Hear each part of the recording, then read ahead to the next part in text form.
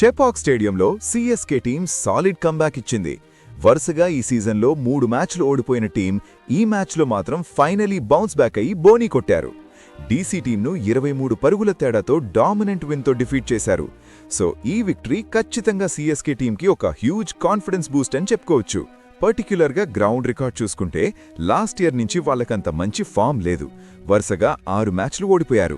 And Ruturaj Gaikwad కూడా as a కెప్టెన్గా last few మ్యాచెస్లో wins లేవు. కానీ ఈ మ్యాచ్లో వాళ్ళు ఆ లూజింగ్ స్ట్రీక్కి ఫుల్ స్టాప్ పెట్టేశారు. మైండ్ బ్లోయింగ్ పర్ఫార్మెన్స్తో ఢిల్లీ టీంని అవుట్ ప్లే చేశారు. ఈ మ్యాచ్లో సిఎస్కే టీం గెలిచిందంటే number 1 reason Sanju Samson batting. First 3 మ్యాచెస్లో ఫెయిల్ అయిన తర్వాత ఫ్యాన్స్ చాలా డిసప్పాయింట్ అయ్యారు.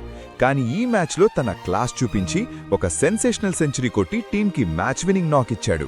అతను అగ్రెసివ్ ఇంటెంట్తో ఆడుతూ అన్నెసెసరీ స్లాగింగ్ చేయకుండా స్మార్ట్ షాట్ సెలెక్షన్తో బౌండరీస్ ఫైండ్ చేశాడు.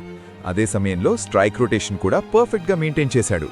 పవర్ ప్లేలో క్విక్ సింగిల్స్, క్యాలిక్యులేటెడ్ షాట్స్తో గేమ్ని కంట్రోల్ చేశాడు. అయితే గైక్వాడ్ మాత్రం స్ట్రగుల్ అయ్యాడు. 18 బాల్స్కి 15 రన్స్ అంటే బ్యాటింగ్ వికెట్ మీద అది అండర్ పర్ఫార్మెన్స్ అని చెప్పాలి. అందుకే ఫ్యూచర్లో ఆయుష్ మాత్రేని ఓపెనర్గా ట్రై చేస్తే బెటర్ అగ్రెసివ్ స్టార్ట్స్ రావచ్చు. ఈ మ్యాచ్లో కూడా సంజు శాంసన్ అండ్ ఆయుష్ మాత్రే మధ్య పార్ట్నర్షిప్ గేమ్ చేంజర్ అయింది. ఇద్దరూ కలిసి 68 బాల్స్లో 113 రన్స్ యాడ్ చేసి స్ట్రాంగ్ ఫౌండేషన్ ఇచ్చారు. మధ్యలో డీసీ 2 ఈజీ ఛాన్సెస్ డ్రాప్ చేయడం వాళ్ళకి చాలా కాస్ట్లీ అయింది. ముఖ్యంగా సంజు శాంసన్ డ్రాప్ అయ్యాక గేమ్ పూర్తిగా టర్న్ అయింది.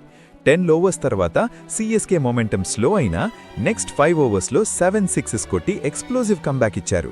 15 ఓవర్స్కి 160 స్కోర్ చేసిన టీం చివర్లో ఎక్స్పెక్టెడ్ ఫినిష్ ఇవ్వలేకపోయినా 212 రెస్పెక్టబుల్ టోటల్ పెట్టింది. డీసీ బౌలింగ్ డీసెంట్గా ఉన్న ఫీల్డింగ్ మాత్రం complete flop. Multiple dropped catches వాళ్ళకి మ్యాచ్ లూజ్ అయ్యేలా చేశాయి. చేజ్లో డీసీకి ఫైరీ స్టార్ట్ వచ్చింది. కానీ సిఎస్కే బౌలర్ స్ట్రాటజీ చేంజ్ చేసి హార్డ్ లెన్స్ వేయడం మొదలుపెట్టాక వికెట్స్ రెగ్యులర్గా వచ్చాయి. ముఖ్యంగా James Overton out of the box performance ఇచ్చి 4 ఓవర్స్కి 18 రన్స్ మాత్రమే ఇచ్చి 4 వికెట్స్ తీసుకున్నాడు. అది కంప్లీట్ గేమ్ చేంజర్. అలాగే మిడిల్ ఓవర్స్లో డిసిప్లిన్ బౌలింగ్తో డీసీ కొలాప్స్ అయింది. 61 ఫర్ 0 నుంచి 76 for 4 our and turning point. David Miller కొంత ఫైట్ చేసినా ప్రాపర్ సపోర్ట్ రాకపోవడంతో డీసీ చేజ్ డీరేల్ అయింది. సిఎస్కే ఫీల్డింగ్ మాత్రం టాప్ నాచ్. కీలక మూమెంట్స్లో స్టన్నింగ్ క్యాచెస్ తీసి మ్యాచ్ మీద ఫుల్ కంట్రోల్